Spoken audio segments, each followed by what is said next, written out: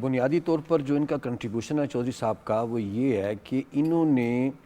مسلمانوں کے لیے جو جنوبی ایشیا کے مسلمان ہیں ان کے لیے ایک علیحدہ وطن کا تصور اس وقت دیا جب یہ تصور بالکل کہیں اور سے نہیں آیا تھا. یعنی یہ وہ دور تھا جب برطانیہ میں راؤنڈ ٹیبل کانفرنسز ہو رہی تھیں، پہلی، دوسری، تیسری، 1930، 31، 32 میں 3 راؤنڈ ٹیبل کانفرنسز ہوئیں. اور ان کانفرنسز میں جو چیز ڈسکس ہو رہی تھی وہ یہ تھی کہ ہندوستان میں جو ایک ایشو ہے مسلمانوں اور ہندوؤں کے درمیان اور منورٹیز کا جو ایشوز ہے، اس کے لیے کیا سلوشن ہے، کس طریقے سے ودن انڈین سب کانٹیننٹ جو منورٹیز ہیں ان کے رائٹس کو کس طرح سیف گارڈ کیا جائے. اس میں سیپریٹزم کی کوئی بات نہیں تھی. علیحدہ اس وقت چودھری رحمت علی نے جو تحریر آپ نے بات کی، اس کا ٹائٹل تھا، جو پیمفلٹ انہوں نے پبلش کیا نو اور نیور کے ساتھ، اس کا جو سب ٹائٹل تھا وہ یہ تھا، are we going to leave our parish forever ایور، کیا ہم اب مرنے کے لیے، زندہ رہنے کے لیے ہمیشہ کے. یعنی یہ انہوں نے کویسچن کیا کہ اب ہمارے لیے ایک علیحدہ وطن، اور وطن کیا، اچھا پاکستان کا جو اب دیکھیں نا یہ جو لفظ ہے،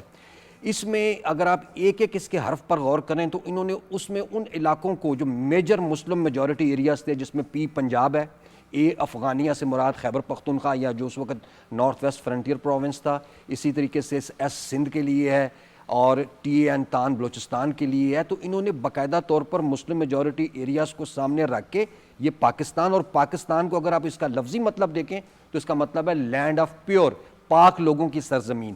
تو یہ نام انہوں نے اس وقت دیا، اور اس وقت جب کہ یعنی آپ یوں سمجھ لیں کہ پاکستان کا تصور دینے والے سب سے پہلے جنہوں نے جنوبی ایشیا میں مسلمانوں کے لیے پاکستان کے نام سے ایک علیحدہ مملکت کا تصور دیا، وہ چودھری رحمت علی تھے، جو اس وقت کیمبرج یونیورسٹی میں لاء کے اسٹوڈنٹس تھے. اور وہ اس وقت موبلائز کر رہے تھے اسٹوڈنٹس کو وہاں سے، اور پھر انہوں نے تینوں راؤنڈ ٹیبل کانفرنسز اٹینڈ کی. ان کی قائد اعظم سے بھی ملاقاتیں ہوئیں، علامہ اقبال سے بھی ملاقاتیں ہوئیں، اور وہ اس بات پر فوکس کرتے تھے. اور باقاعدہ انہوں نے ایک تحریک چلائی. یعنی جب یہ پمفلٹ پبلش ہوا تو اسی نام سے پاکستان نیشنل موومنٹ کے نام سے انہوں نے ایک تحریک چلائی، جس کا مقصد یہ تھا کہ مسلمانوں کے لیے اس خطے میں جہاں جہاں وہ میجورٹی میں ہیں وہاں ان کو